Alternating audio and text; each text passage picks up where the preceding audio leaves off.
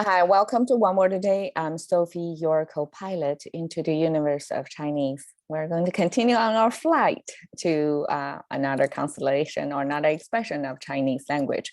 Yesterday, we talked about burned bridge, the Chinese burn bridge version, which is 过河拆桥. Actually, we didn't use burn, we used 拆, which means disassemble with your hand. You can see there's no fire involved. It's a hand thing, hand job. Okay, sorry. 过河拆桥 means once you cross the river, you want to disassemble the bridge for your enemy so that they cannot cross.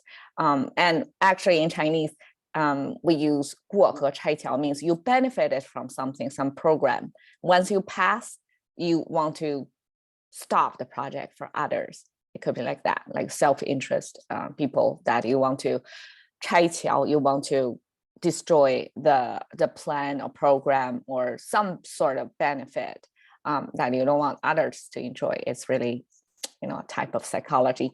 So today we'll talk about 江河湖海. So all of them are sort of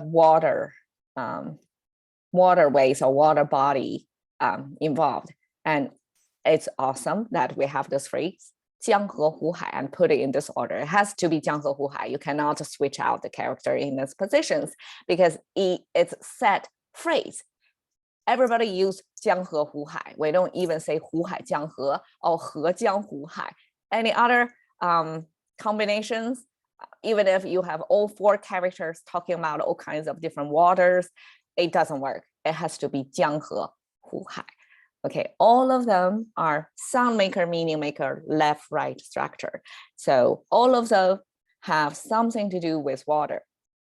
江河湖海 are four types of water related. You can see river, lake, and sea. But river, these two are different. Well, some say it's different, but they are just rivers of different widths, probably.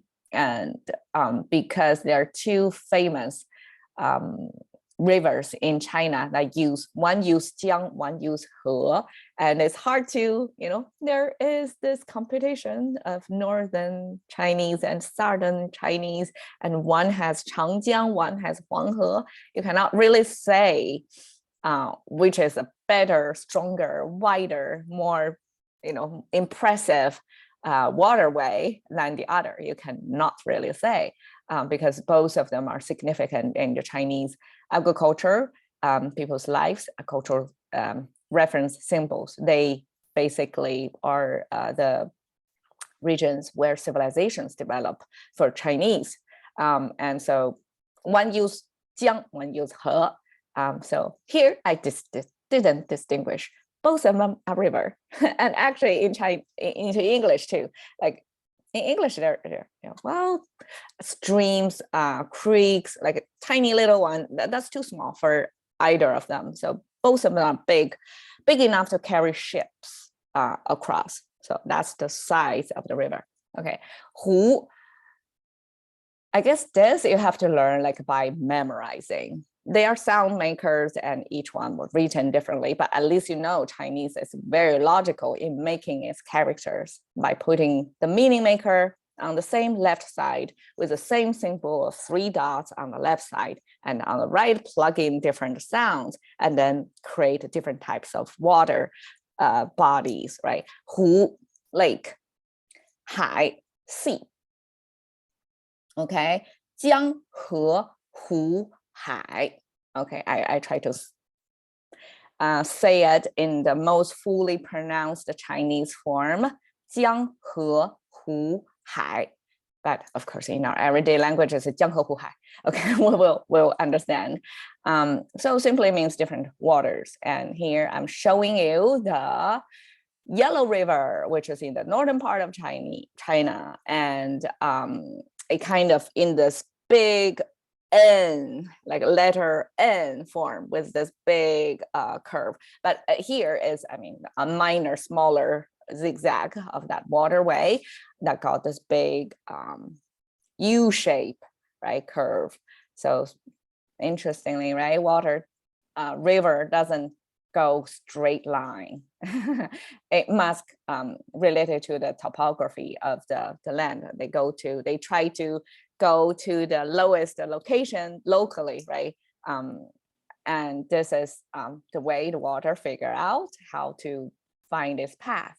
And you can see Yellow River, because a lot of the contents in the water are sand, soil. It has a high what's the word? It has a high contents of non-water stuff. So muddy the water into this yellow color. So it got its name Yellow River. And you can imagine the problem of this river, right? With so much sand and soil mixed in, eventually the waterway are going to be, the bedding of the water are going to be raised, and then the water are going to flood the area. So that was like an ancient problem plaguing in that piece of land for a long time, how to control the water so it doesn't overflow almost a clockwork because of this content in the river. And some people figure out ways, I guess. Yangtze River, actually, this word 长江 means long river.